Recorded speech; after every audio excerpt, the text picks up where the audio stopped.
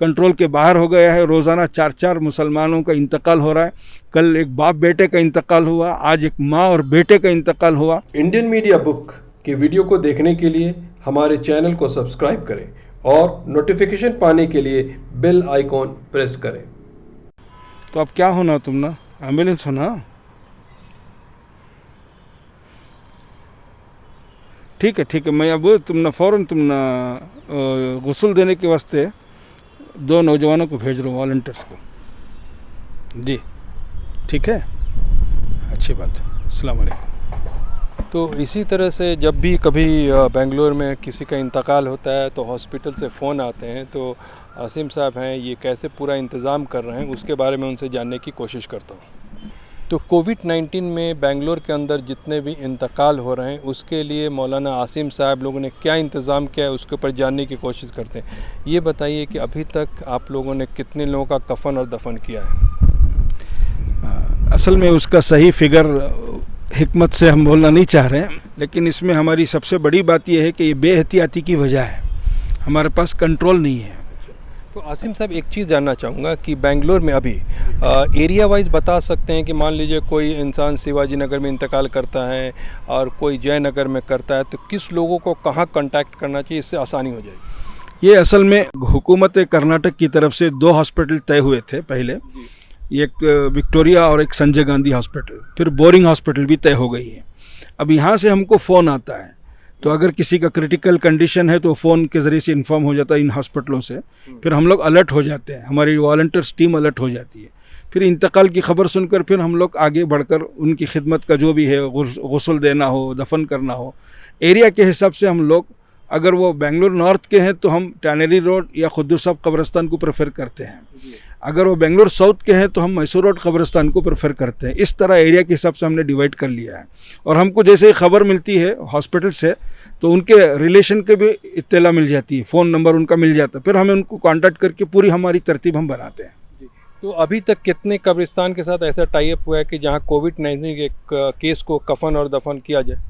3 कब्रस्तान तय हुए हैं। हाँ, 3, मैसूर रोड कब्रस्तान, टैनरी रोड कब्रस्तान और खुद्दू साहब का कब्रस्तान, ये 3 कब्रस्तान। तो बेंगलोर में अगर मान लीजिए किसी का इंतकाल हो जाए और उसको पता नहीं है कि कहाँ कांटेक्ट करे, तो कैसे पता करेगा वो? ये तो हॉस्पिटल वालों को मालूम है। किसी का भी इंतकाल हो जाए तो हमारे जो मुस्लिम डॉक्टर्स हैं वो डॉक्टर्स को इन्फॉर्मेशन मिल जाता है, वो इंतकाल से पहले क्रिटिकल कंडीशन ही में हमको इन्फॉर्म कर देते हैं, और उनके रिलेशन जो विजिट, उनके जो रिश्तेदार हैं उनका भी फ़ोन नंबर हमको मिल जाता है, वो भी हमारे साथ कांटेक्ट में रहते हैं। तो मतलब आप लोग हॉस्पिटल से टाई अप करके रखे हैं, वहाँ जैसे भी इस तरह का केस होता है आप तक खबर आ जाती है, तो आप उसको कर। अब दूसरी सवाल ये है कि अगर एक आदमी का दफन करा रहे हैं तो क्योंकि पीपी किट भी लगता है, तो तकरीबन कितना पैसा खर्चा हो जाता है? एक मैयत पर जो है तकरीबन 15,000 रुपये लगते हैं। पीपी किट्स, सिर्फ एक किट जो है वो 1,000 रुपये है। तो इस तरह हम गुस्ल देने वाले 2-3 अहबाब होते हैं तो उनको भी पीपी किट्स देते हैं, और उनके कुछ रिलेशन भी जनाजे में शरीक होना चाहते हैं तो उनको भी 1-2-3 को देना पड़ता है। फिर 8 हमारे वॉलंटियर्स होते हैं। इस तरह 15 किट्स का निज़ाम बनता है और 15,000 रुपये तकरीबन लग जाते हैं।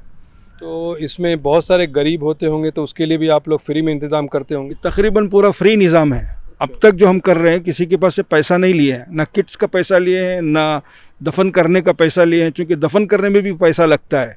हम लोग 20 मीटर का कपड़ा लेकर उसको मैयत को रख के आहिस्ता से एहतराम के साथ उसे कब्र में डालते हैं, क्योंकि हाथ नहीं लगाना है। बीबीएमपी वाले भी साथ होते हैं, हेल्थ के भी अफराद साथ होते हैं, तो इसलिए हम मैयत को अंदर डालते हैं कपड़े के ज़रिए से, और 20 मीटर का कपड़ा भी लगता है वो दफन करने के वक्त में, वो भी हम फ्री इंतज़ाम करते हैं। तो ये बताइए, आप लोगों ने, ये एक तो बड़ा डर का मामला है, लोग डरते भी हैं, तो ये गुस्ल कराने का इंतज़ाम कैसे कर पाए आप? असल में शुरू में गुस्ल करने के सिलसिले में पानी के इस्तेमाल की बात हो रही थी, लेकिन हुकूमत के गाइडलाइन से पानी का एहतियात से बचाया गया है। तो इस पर अब जो है हम तयम्मुम कराते हैं। जैसे ही हमको इन्फॉर्मेशन मिलता है, वितिन 1 आवर हमारे वॉलंटियर्स पहुंच जाते हैं और उस मरहूम मरने वाले का तयम्मुम होता है मिट्टी से और ईंट के रास्ते से, फिर उसके बाद उसे रैप कर देते हैं। इतना ही हमको मौका मिलता है, गुस्ल का मौका नहीं मिलता, और वो गाइडलाइंस में परमिशन भी नहीं है कि आप पानी का इस्तेमाल करें। तो हॉस्पिटल में ज़्यादा देर बॉडी को खुला भी रखने का इजाज़त नहीं है, तो आपको जो इन्फॉर्मेशन मिलता है तो ये आप लोगों के लिए बहुत चैलेंजिंग जॉब है कि 1 घंटा के अंदर पहुंचने का, तो आपके लड़के पहुंच जाते हैं। जी अल्हम्दुलिल्लाह, बहुत जैसे ही हमको इत्तला मिलती है 1 घंटे के अंदर अंदर बेंगलुरु के किसी भी कोने से है पहुंच जाते हैं। अगर पहुंचने में दुश्वारी है तो हम वो दूसरे को इत्तला करते हैं, आप पहुंच जाओ। तो इस तरह 1 घंटे के अंदर अंदर पहुंचते हैं और वो कफन करने से पहले, वो राप करने से पहले उनका गुस्ल यानी तयम्मुम हो जाता है। तो बहुत बहुत शुक्रिया इसके ऊपर। तो आखिर में आवाम को क्या मैसेज देना पड़ेगा, क्योंकि आप ग्राउंड रियलिटी से पूरा आपको पता है कि सिचुएशन कैसा है, नंबर ऑफ केस बढ़ते जा रहे हैं, तो इस वक्त क्या नसीहत देना चाहिए? बस मैं इतनी बात गुजारिश करता हूँ, एहतियात बहुत ज़रूरी है।